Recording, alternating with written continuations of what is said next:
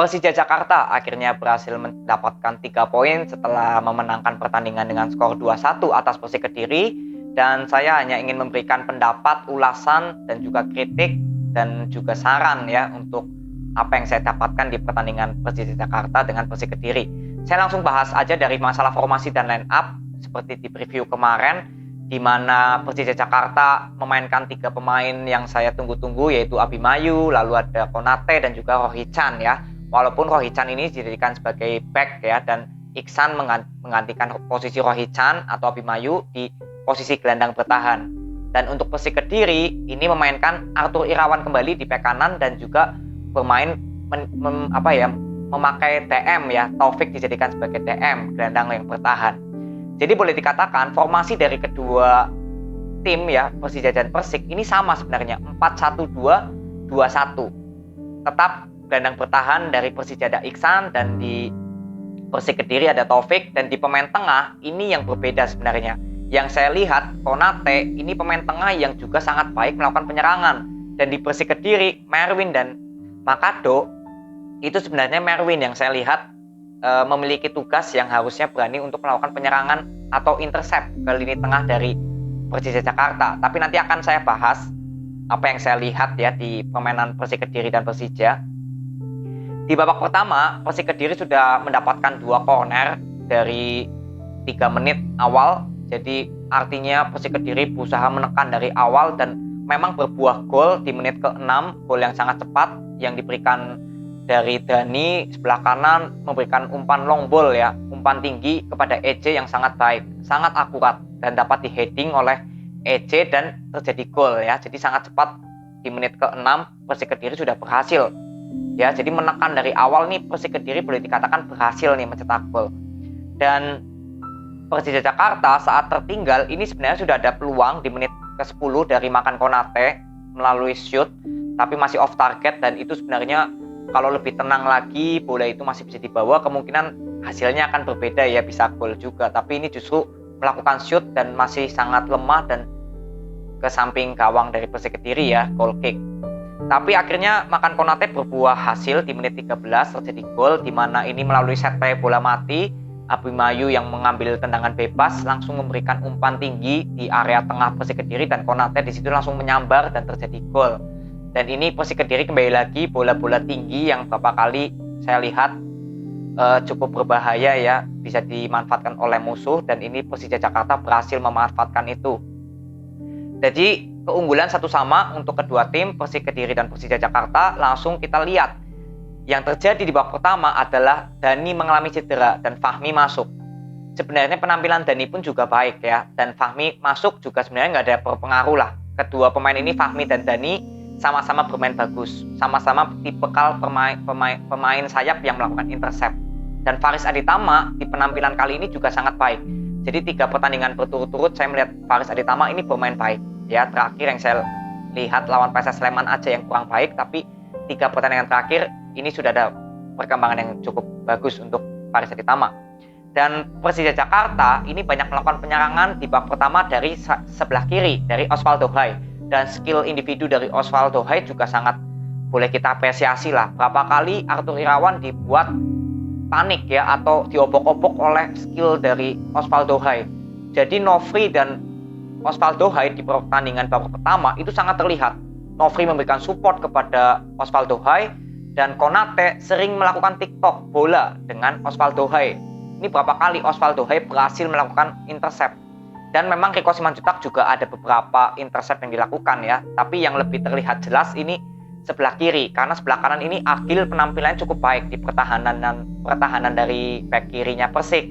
Dan Arthur Irawan memang kembali lagi ya ini kurang begitu baik ya di pertandingan kali ini, berbeda sama kemarin. Cara pertahanannya di pertandingan kali ini justru gampang banget terlewati oleh sektor kirinya Persija Jakarta. Langsung kita lihat di babak pertama. Jadi boleh dikatakan ya, Persik Kediri dan Persija Jakarta saat melakukan penyerangan dan melakukan pertahanan ini sama-sama bagusnya. Persija Jakarta saat melakukan variasi serangan dari tengah, sayap ini hidup semua. Dan Persik Kediri dari pemain tengah dan sayap juga hidup semua. Jadi benar-benar permainan dari kedua tim ini sama-sama bagusnya. Persik Kediri di babak pertama ada 4 peluang yang presentasinya tinggi untuk terjadi gol, salah satunya gol ya dari EJ, dan Persija Jakarta ini ada 3 dan semuanya dari Makan Konate ya. Makan Konate semua nih yang memberikan shoot ya, tapi satunya berbuah gol. Jadi benar-benar seimbang yang saya lihat di babak pertama, dan kita langsung masuk ke babak kedua. Di babak kedua ini penuh dengan adu strategi dan pergantian pemain yang cukup menarik menurut saya. Yang pertama dari Persija Jakarta, di mana Rio justru diganti oleh Tony Sucipto, dan Tony Sucipto dijadikan sebelah back kiri dan Nofri dijadikan back kanan. Nah, yang saya lihat penyerangan Persija Jakarta di babak kedua justru terlihat mati, nggak seperti di babak pertama. Di babak pertama tuh sangat terlihat bagaimana Osvaldo Hai lalu Rico Simanjuntak yang disupport oleh Rio ya, dan Osvaldo Hai ini dari Nofri, itu terlihat bagus kombinasi penyerangan yang untuk Persija Jakarta. Tapi justru di babak kedua, karena Tony Sucipto ini jadikan back sayap dan tidak memiliki kecepatan yang cukup tinggi, Osvaldo Hai juga berapa kali kerepotan saat membawa bola seperti sendiri tanpa ada support ya. Dan Rico Simanjuntak juga sebenarnya, dan Nofri ini sebenarnya juga bagus ya sebagai back kanan, tapi kalau saya lihat lebih bagusnya lagi Nofri kalau dijadikan back kiri. Ini menurut pendapat saya yang saya lihat. Jadi di back kanan Nofri juga nggak terlihat juga saat melakukan penyerangan gitu loh, membantu penyerangan kepada Rico Simanjuntak di sebelah kanan, nggak terlihat juga Nofri ya. Jadi Persija Jakarta justru di babak kedua saat melakukan penyerangan justru terlihat lebih nggak jalan lah ketimbang di babak pertama. Dan Persik Kediri ini yang cukup menarik menurut saya, Fitra Ridwan bermain menggantikan Faris Aditama dan Makado dijadikan sebelah kiri, dan akhirnya Arthur Irawan diganti oleh Ibrahim Sanjaya seperti biasa. Ibrahim Sanjaya di sebelah kiri dan Arthur sebelah kanan. Nah, yang saya lihat ketika Fitra Ridwan bermain, permainan dari Persik Kediri ini lebih ngegas lagi di sisi tengahnya justru. Karena yang saya lihat di pertandingan kali ini di babak pertama, Merwin benar-benar nggak terlihat melakukan intercept ke tengah area pertahanan Persija Jakarta. Dan Makado ini bukan tipikal pemain yang memiliki kecepatan sampai berani melakukan intercept. Tapi sebenarnya Merwin yang berfungsi sama seperti Konate lah kalau di Persija Jakarta. Tapi justru nggak terlihat Merwin, dan di pertandingan kali ini dan pertandingan kemarin ya, boleh dikatakan Merwin seperti belum klop aja lah dengan permainan dari Persik Kediri ini, seperti belum klop. Kalau menurut saya ya, belum klop banget. Jadi benar-benar ketika Fitra Ridwan bermain, itulah baru terlihat permainan dari Persik Kediri lebih hidup lagi di area tengahnya. Nggak monoton seperti di babak pertama loh, lebih cenderung ke sayap. Tapi di babak kedua justru variasi serangan dari Persik Kediri sebenarnya lebih hidup lagi dengan adanya Fitra Ridwan. Nah, yang menjadi sorotan saya kembali adalah ketika Taufik diganti Bagaskara dan Merwin diganti Risna ya. Dan Risna ini kan menggantikan posisinya Taufik, dan Makado dijadikan pemain tengah, Bagaskara ditarik ke sebelah kanan, Fahmi dijadikan sebelah kiri. Nah, ini juga nggak terlihat juga permainan dari Persik Kediri saat Fahmi ditarik ke kiri dan Bagaskara dimainkan sebagai sayap kanan. Karena apa yang saya lihat, Bagaskara ini seperti dipaksa untuk bermain di sayap kanan, karena memang Persik Kediri mungkin ya di pemain cadangannya nggak ada lagi pemain sayap. Jadi Bagaskara ini dipaksa untuk bermain ke sayap. Seperti kemarin juga sama ya, saat Persik Kediri lawan yang menang 1-0, itu juga dijadikan penyerang sayap Bagaskara. Nah, ini yang saya lihat bahwa pemain dari Persik Kediri sayapnya justru nggak hidup lagi ketika Bagaskara ditarik masuk ya, dan Fahmi justru digeser sebelah kiri. Ini nggak terlihat lagi.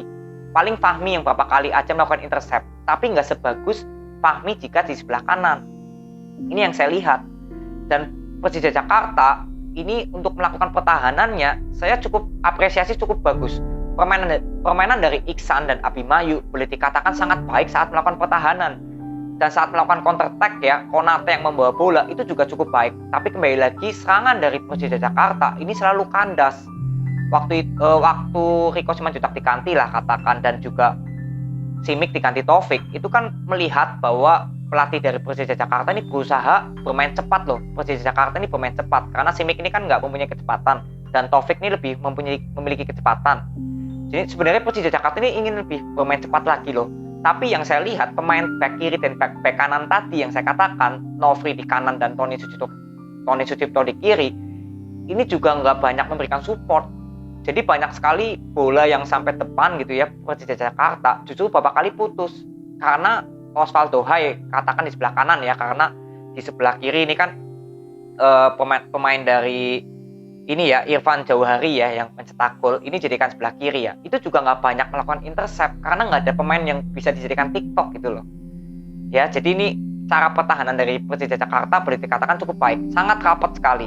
Dan Persik Kediri juga sebenarnya di babak kedua ada peluang ya, tapi ya yang saya soroti memang pemain sayap dari Persija Jakarta, Persik Kediri justru di babak kedua masuknya Bagaskara dan Fahmi di kaca Kediri kurang maksimal kalau menurut pribadi saya. Ya, walaupun sebenarnya Persik Kediri di babak kedua mendominasi serangan, variasi serangan selalu diberikan kepada Persik Kediri. Bahkan boleh dikatakan 30 menit terakhir lah ya di babak kedua itu Persik Kediri yang mendominasi, melakukan tekanan cukup rapi, melakukan pertahanan juga cukup rapi. Nah, ini yang nggak dimiliki oleh Persija Jakarta, yaitu saat melakukan penyerangan yang justru lebih kendor dibandingkan di babak pertama. Tapi secara pertahanan Persija Jakarta ini konsisten ya, dan memang terjadi gol ya di menit ke-92 itu dari, boleh dikatakan dari ini ya, Irfan Jauhari, dan proses golnya itu dari Nofri yang melakukan intercept. Nah, ini pertama kalinya di babak kedua Nofri berani melakukan intercept ke depan dan langsung berbuah gol. Jadi peluang yang boleh dikatakan paling berbahaya Persija Jakarta di babak kedua itu hanya satu dan ini langsung berbuah gol. Sisanya nggak ada peluang yang benar-benar berbahaya banget lah, kecuali dari Osvaldo Hai yang dapat umpan dari Rico Simanjuntak tapi bolanya terlalu kencang ya, jadi Osvaldo Hai menyentuh bolanya terlalu lemah. Itu aja udah. Peluang yang paling tinggi presentasenya untuk Persija Jakarta mencetak gol di babak kedua itu hanya 2 dan sisanya terjadi gol. Bahkan yang dari Osvaldo Hai aja boleh dikatakan nggak terlalu peluang yang tinggi lah. Jadi Persija Jakarta ini sekalinya memberikan serangan langsung berbuah gol. Dan Persik Kediri ada 4 peluang dari EJ, Fahmi dan juga Makato. Jadi lebih banyak ya untuk Persik Kediri melakukan peluang yang persentase tertinggi terjadi gol itu lebih banyak Persik Kediri. Tapi inilah sepak bola ya, kadang memang kita harus bisa menerima. Kadang tim yang selalu menyerang justru malah hanya diserang sekali langsung terjadi gol. Nah, ini yang saya lihat bahwa evaluasinya ya untuk kemenangan Persija dan kekalahan Persik Kediri ini saya nggak bahas, tapi yang saya ingin bahas adalah bagaimana Persik Kediri besok, evaluasi dari saya, pendapat dari saya, jika memang tidak ada pemain sayap lagi yang memang posisinya sesuai gitu ya, seperti Bagaskara kan dipaksa bermain di sayap kanan ya. Nah, kalau menurut pendapat saya, bagaimana kalau Persik Kediri nanti bisa mencoba formasi 3-5-2, tetap memakai 2 target man, EJ atau Bagaskara, dan formasi 3-5-2 ini bisa dimanfaatkan kalau memang Persik Kediri dalam kondisi buntu dan banyak menyerang, mendominasi, seperti lawan Persija inilah, banyak menyerang, mendominasi, tapi nggak terjadi gol-gol terus loh. Nah, itu mungkin bisa memakai formasi 3-5-2, di mana back kiri dan back kanannya Persik Kediri dijadikan sebagai gelandang sayap yang bisa maju dan mundur. Itu mungkin lebih efisien ketimbang harus memainkan seperti Bagaskara di out posisinya, di keluar posisinya sebagai target man. Ya, ini saran dari saya untuk Persik Kediri. Dan untuk Persija Jakarta yang saya soroti adalah bagaimana pergantian pemain dari back kiri dan back kanan. Kembali lagi ini semoga bisa dicermati karena memang ketika Nofri dijadikan sebelah kanan, ini justru penampilan Nofri sebenarnya nggak sebagus di sebelah kiri. Dan juga Tony Sucipto atau Rio itu tinggal pergantian pemain yang mungkin bisa lebih dipahami lagi, karena memang secara melakukan penyerangan Persija Jakarta justru di babak kedua lebih nggak ada support dari pemain back kiri back kanannya untuk Osvaldo Hai di kiri dan Rico Simanjuntak di kanan, atau mungkin ada Irfan Jauhari juga yang bermain di sayap kiri. Ya, jadi itu evaluasi yang saya bisa berikan untuk, atau kritik dan pendapat ya dari saya untuk Persik Kediri dan juga Persija Jakarta. Jadi selamat untuk Persija Jakarta untuk mendapatkan 3 poin, dan untuk Persik Kediri tetap semangat karena ini sudah bermain bagus, hanya saja memang gol belum tercipta dan kemenangan belum didapatkan oleh Persik Kediri. Tapi secara permainan sudah konsisten, tinggal lanjutkan lagi. Goal killer harus lebih dinaikkan lagi untuk pemain sayap dan pemain tengahnya ya. Jadi nggak EJ terus yang diandalkan. Itu aja, terima kasih. Sampai ketemu di review dan prediksi skor video berikutnya. See you.